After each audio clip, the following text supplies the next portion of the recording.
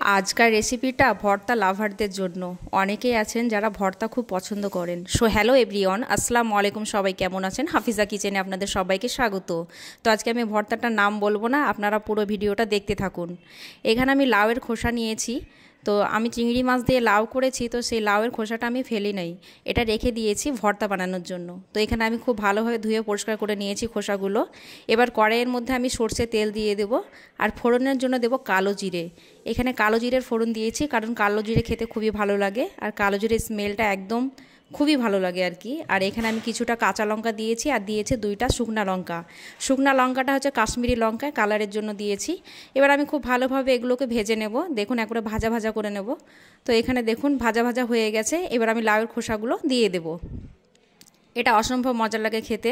আপনারা বাড়িতে অবশ্যই একবার ট্রাই করবেন, কারণ দুর্দান্ত স্বাদের একটা ভর্তা। আর যারা ভর্তা লাভার, ভর্তা প্রেমিক, তাদের তো কিছু বলারই নেই। তো এখানে আমি পরিমাণ মতো লবণ দিয়ে দেবো, আর দিয়ে দেবো হলুদ গুঁড়ো। এবার আমি খুব ভালোভাবে মিক্স করে ভাজা ভাজা করে নেব। এখানে আমি শুকনো লঙ্কা দিইনি এই কারণে, কারণ কাঁচা লঙ্কা ব্যবহার করেছি, বেশি ঝাল হয়ে যাবে। যেহেতু আমার বাচ্চা খেতে পারবে না, তার জন্য ঝালটা একটু কমই দিয়েছি। তো আমি কিছুক্ষণ এবার সেদ্ধ করতে দেবো। তো আপনাদের যদি ভিডিওটা ভালো লাগে তো অবশ্যই লাইক কমেন্ট শেয়ার করবেন, আর সাবস্ক্রাইব করে অবশ্যই পাশে থাকবেন।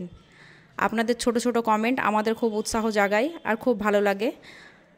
তো দেখুন এখানে অনেকটা ভাজা ভাজা হয়ে গেছে, একদম ভাজা ভাজা হয়ে গেছে।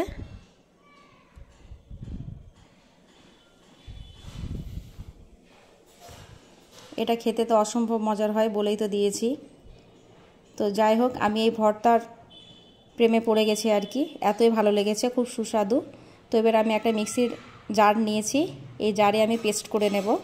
এটা আপনারা শিলপাটাতেও পারতে পারেন, বাট আমি মিক্সির গ্রাইন্ডারে করেছি, কারণ এটা আমার কাছে সহজ মনে হয়েছে। তো একটু ঠান্ডা করে নেব, ঠান্ডা করার পর আমি খুব ফাইন পেস্ট করে নেব একটা।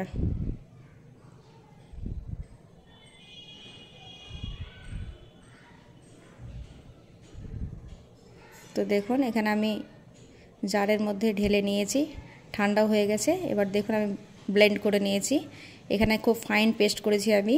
দেখতে দেখুন কতটা কালার ভালো এসছে, একদম ইয়েলো গ্রিন এসছে কালারটা, সাংঘাতিক একটা কালার। এবার চলুন আর একটা প্রসেস আছে। তো ঠিক একই রকমভাবে কড়াইয়ের মধ্যে সর্ষের তেল দেব। সর্ষের তেল দিয়ে আমি এখানে কালো জিরের ফোড়ন দেব।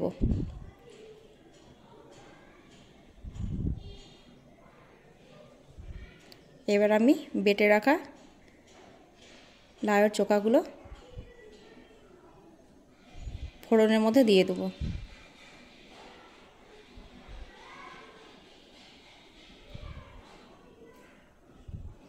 তো এটা তো গরম ভাতের সঙ্গে জাস্ট জমে যাবে, একদম গরম গরম ধোয়া ভাতের সঙ্গে লাউয়ের চোকা ভর্তা বা খোসা ভর্তা, যেটাই বলেন আর কি, খুব দারুণ লাগে খেতে একদম। তার সঙ্গে নিয়ে নেবেন কাঁচা লঙ্কা আর লেবু, জাস্ট জমে যাবে।